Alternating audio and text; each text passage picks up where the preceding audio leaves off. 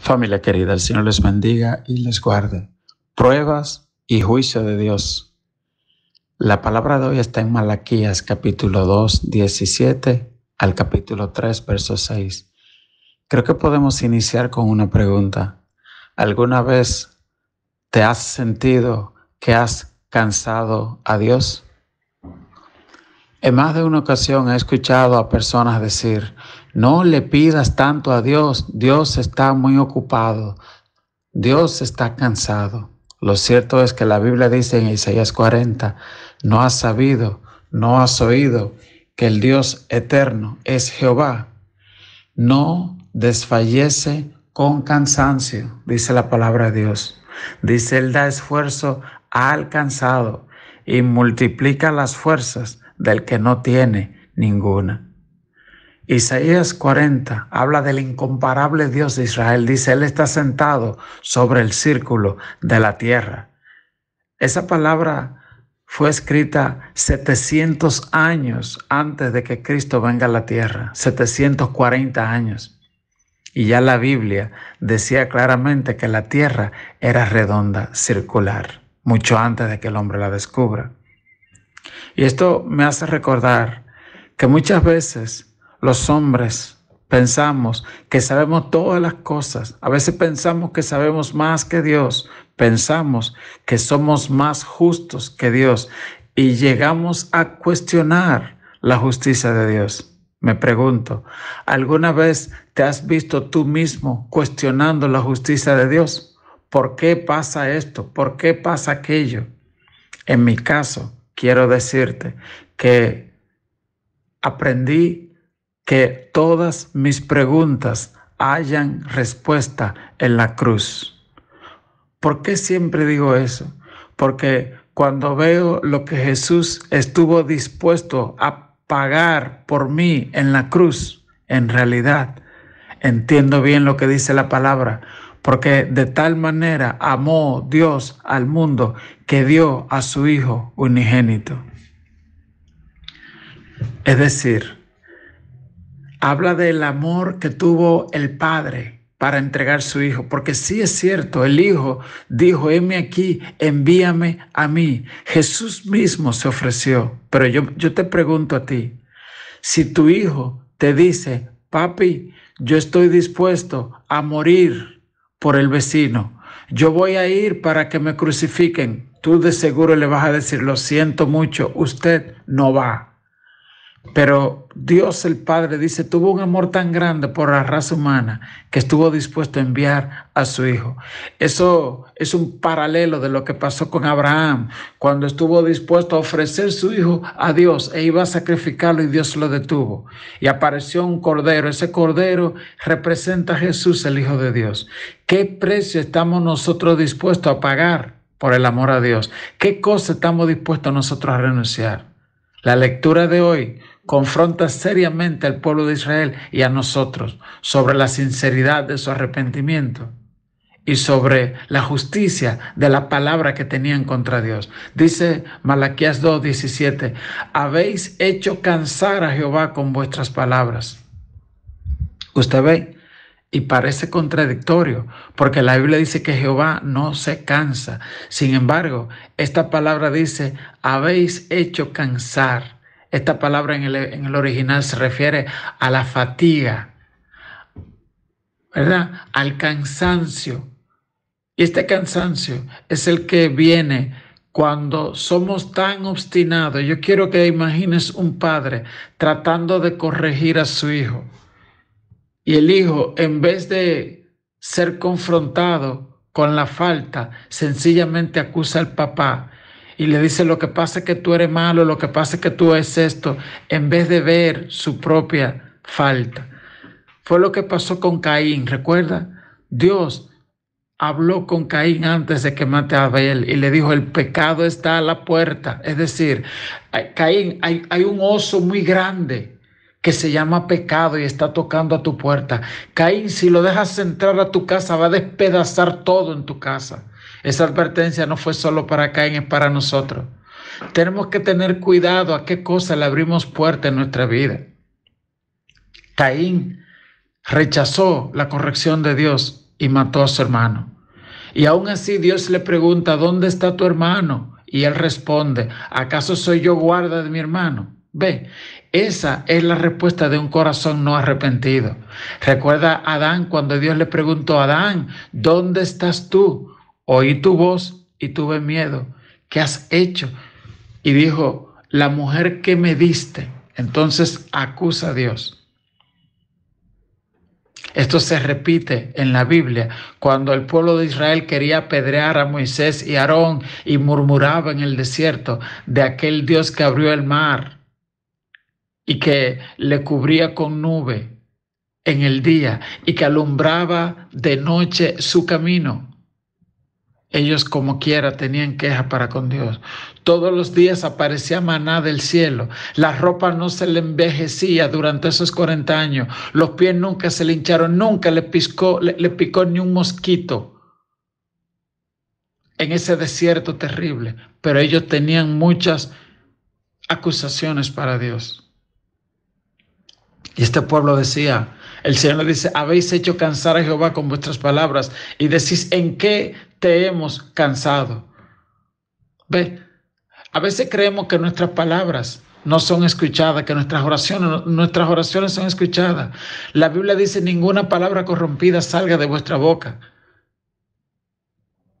Dice la Biblia que daremos cuenta a Dios por cada una de las palabras que salen de nuestras bocas. Hay burlas, hay a veces bromas contra Dios, contra nuestro prójimo, que no deben salir de nuestros labios. Les repito, la Biblia dice que daremos cuenta de cada palabra que sale de nuestros labios. No solo eso, la Biblia dice que de la abundancia del corazón habla la boca. Tenemos que revisar nuestros corazones cuando nuestras palabras no honran a Dios. Y dice la Biblia que ellos le preguntaban a Dios, ¿y en qué te hemos cansado? Y Dios responde, en que decís cualquiera que hace mal agrada a Jehová y en los tales se complace, o si no, ¿dónde está el Dios de justicia? ¿Ve? Y ellos estaban cuestionando, ellos estaban diciendo, pero yo no veo que vale la pena ser justo, porque a lo malo le va bien y a lo bueno le va mal. ¿Dónde está el Dios de justicia? ¿Cuánto se parece esto a la actitud que muchas veces tú y yo tenemos ante la justicia de Dios? Ante la soberana decisión de Dios. Les repito, aprendí que cuando miro la cruz se acaban mis preguntas. Dice la Biblia, todos nosotros nos descarriamos, cada cual se apartó por su camino, mas Dios cargó en él el pecado de todos nosotros, angustiado y afligido, no abrió su boca, refiriéndose a Jesús. Es decir, aunque sí es cierto que le cansamos, que le agotamos, que su amor inagotable parece como si se agotara, pero en realidad nunca se agotó, porque dice la Biblia que envió a su propio Hijo, a pesar de ser nosotros malos y pecadores. Y nosotros crucificamos a su Hijo. Sigue diciendo el verso 3, yo envío mi mensajero, el cual preparará el camino delante de mí. Esto se refiere a Juan el Bautista. Tanto Malaquías como Isaías tienen muchas profecías sobre la venida de Jesús. Y aquí dice, yo envío mi mensajero, el cual preparará camino delante de mí, y vendrá súbitamente a su templo el Señor a quien vosotros buscáis, y el ángel del pacto a quien deseáis vosotros. He aquí viene, ha dicho Jehová de los ejércitos. ¿Quién es ese? Dice, vendrá a su templo el Señor. Esa palabra, el Señor, solo se aplica para Dios. Y el ángel del pacto se refiere a Jesús, el ángel de su faz. Hay un ángel misterioso desde la antigüedad que acepta la adoración, y el único que se adora a Dios es Dios. Ese ángel que desde la antigüedad, dice la Biblia que un día se apareció un gran príncipe delante de Josué cuando iba a la conquista de Egipto, de Jericó. Y dice la Biblia que el ángel le dijo, quita el calzado de tus pies porque el lugar donde está es santo. ¿Quién es ese ángel que santifica si el único que es portador de santidad es Dios? Y dice la Biblia, yo envío el ángel de mi faz. ¿Recuerda cuando Jesús entró al templo y volteó y echó fuera con un látigo? A esto se refiere esta palabra, dice yo envío. Malaquías es el último libro del Nuevo Testamento. Y da gusto cuando usted lee Malaquías, inmediatamente pasa a Mateo, como usted ve que este libro profetiza cosas y que inmediatamente tienen ese cumplimiento en Mateo. Dice el verso 2, ¿y quién podrá soportar el tiempo de su venida? ¿O quién podrá estar en pie cuando Él se manifieste? Porque Él es como fuego purificador, como jabón de lavadores. Usted sabe lo que hace el jabón, ¿verdad? Le quita el sucio a la ropa. Y el fuego a la plata quita la escoria. Así que aquí habla de las dos manifestaciones de Jesús. La primera como siervo cuando Él viene y Juan el Bautista prepara el camino. La segunda en su manifestación gloriosa, donde apartará las ovejas de los cabritos y unos irán al fuego eterno. Hermanos, el infierno existe. Léase Mateo capítulo 13 y vea todas las parábolas que Jesús habla del infierno. Él en una ocasión lo compara con la pesca. Dice, cuando ustedes traen los pescados, hay uno que se lo llevan para su casa y los otros lo botan porque no sirven. Cuando ustedes recogen el trigo se lo llevan y la paja la botan y la queman. Así mismo será en el fin del siglo. El Señor se llevará a sus hijos, dice la Biblia, y a los otros lo va a echar en un fuego que nunca se apagará. Allí será el lloro y el crujir de dientes. No juguemos con nuestra salvación. La salvación no es un juego, el evangelio no es un juego. Dios, habiendo enviado a sus profetas tantas veces y hablando por sueños, revelación, luego envió a su propio Hijo a morir en la cruz. Si hay algo que tú y yo debemos tomar muy seriamente, se llama la salvación, se llama la obediencia, obedecer la palabra de Dios. La Biblia dice, busca primero el reino de Dios y su justicia. Nada hay más importante en esta tierra que la salvación de tu alma y la salvación de tus familiares. Predica la palabra, es como Juan el Bautista, que apareció predicando y él solo decía, el reino de los cielos se ha acercado, arrepentíos y bautícese. Y Juan empezaba a bautizar gente, aleluya. Ya te bautizaste tú, se bautizaron los miembros de tu familia. ¿Cuántas veces al día te reúnes con tu familia y le lees la palabra de Dios? ¿Cuándo fue la última vez que oraste y declaraste bendición sobre tus renuevos, sobre tus hijos? ¿Cuándo fue la última vez que oraste por tus compañeros de trabajo pidiendo espíritu de arrepentimiento y salvación? Porque a veces decimos, ay, ya yo quiero que el Señor venga, pero no salimos nunca a predicar en nuestro vecindario.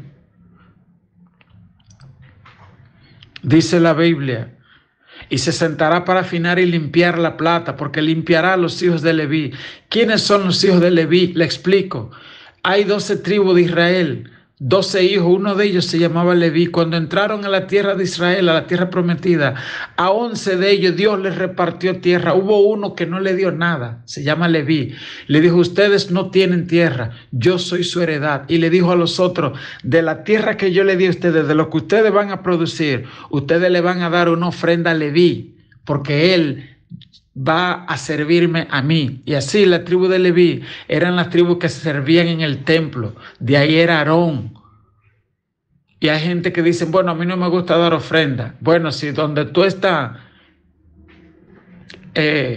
mal administran o dispendian la ofrenda, en todo caso eso es problema de Dios, pues entonces ve a un lugar donde no se dispendie. Pero el tema de la gratitud a Dios es un tema que está en la Biblia. Es como un papá, que el padre no hace nada para que el hijo le pague, pero el padre aprecia la gratitud de su hijo. Que aunque sea le diga, papi, gracias, o mami, gracias por la comida de hoy. Eso enamora el corazón de un padre, ¿verdad? Entonces, dice este verso, se sentará para afinar y limpiar la plata, porque limpiará a los hijos de Leví. Esos hijos de Leví fueron los que Dios dedicó para que sirvan como sacerdotes, como adoradores, como guardianes del templo. Y Dios le dijo, los otros van a entregarle a ustedes una porción para que ustedes se sustenten y ustedes trabajen para mí. Hay personas que dicen, pero que entonces uno da, y entonces de eso que los pastores viven y no trabajan. Sí, los pastores trabajan mucho en la iglesia, en la obra de Dios, y muchos además tenemos nuestros trabajos seculares. ¿Entiendes? Pero yo pongo un ejemplo, yo le digo, de esas 12 tribus que entraron a Israel, ¿de cuál tú quieres ser? ¿De la que el Señor le entregó la jipeta y los carros y la tierra? ¿O de los otros que el Señor le dijo, no, a ti no te voy a dar nada? Cuando tú quieras ir a Baní o quieras ir al pueblo, tú tienes que esperar que uno de ellos te dé una bola, un raid, ¿verdad? No, tú dices, no, yo quiero que sea de lo que me den a mí la jipeta para yo darle el raid, la bola a otro y no que me la den a mí. Eso fue lo que Dios hizo con Leví. Pero Dios le dijo a Leví, no te va a faltar nada. Y esa gente eran esos adoradores, esos levitas, pero después ellos se corrompieron también. Qué triste que también en estos tiempos, tal vez los pastores, los líderes, los ancianos, los diáconos, demos mal ejemplo al pueblo. Es algo terrible, que los padres son los que den mal ejemplo a sus hijos en cuanto a la perversión, en cuanto al alcohol, en cuanto a la droga, en cuanto al abandono.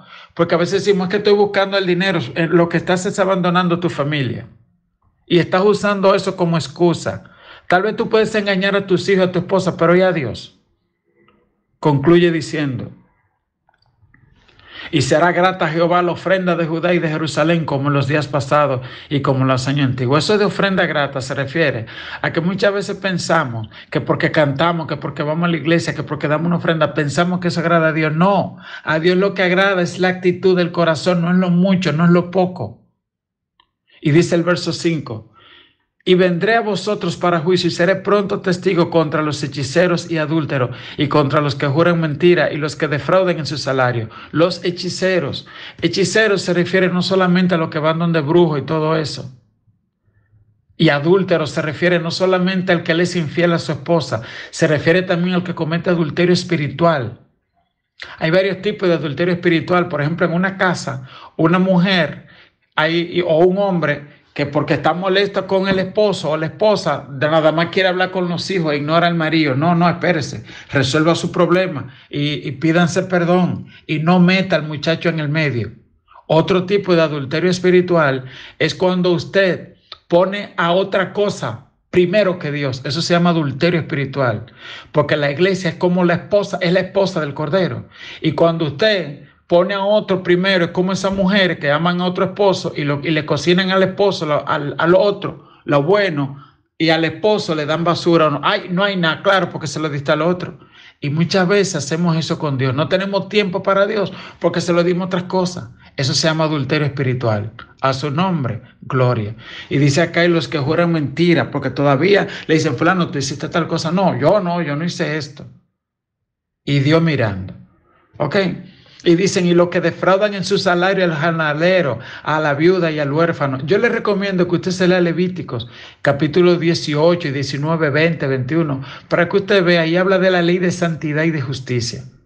Y hay una palabra que dice que tú no puedes dejar el sueldo del trabajador hasta al otro día en tu casa. Por ejemplo, hay gente que la trabajadora cobra el sábado, pero no, yo se lo doy el lunes porque si no viene el sábado. Si se lo doy el viernes no viene el lunes. No, mi amor. Usted paga lo que usted debe en el día y a la hora que usted deba. Amén. Y no engañe. Si usted sabe que el trabajo que le están haciendo vale X, vale 10, no pague 8, no pague 7. ¿Ok? Dice, defraudan al jornalero, a la viuda y al huérfano, y los que hacen injusticia al extranjero, no teniendo temor de mí, dice Jehová de los ejércitos. Porque yo, Jehová, no cambio. Por esto, hijos de Jacob, no habéis sido consumidos. Malaquías es un libro donde Dios entra en juicio con su pueblo. A veces tenemos preguntas, pero Malaquías es el libro donde Dios tiene muchas preguntas para los hombres. ¿Hay alguna de esas preguntas que te aplique a ti? Te invito a decir conmigo esta oración. Dios, reconozco que cuando han descubierto mi pecado, en lugar de arrepentirme, he reaccionado con obstinación de corazón. Perdóname por las veces que he tratado de presentar excusas para justificarme y buscar culpables en otro. Pruébame para quitar de mí toda la impureza y purifícame y líbrame del juicio divino. Amén.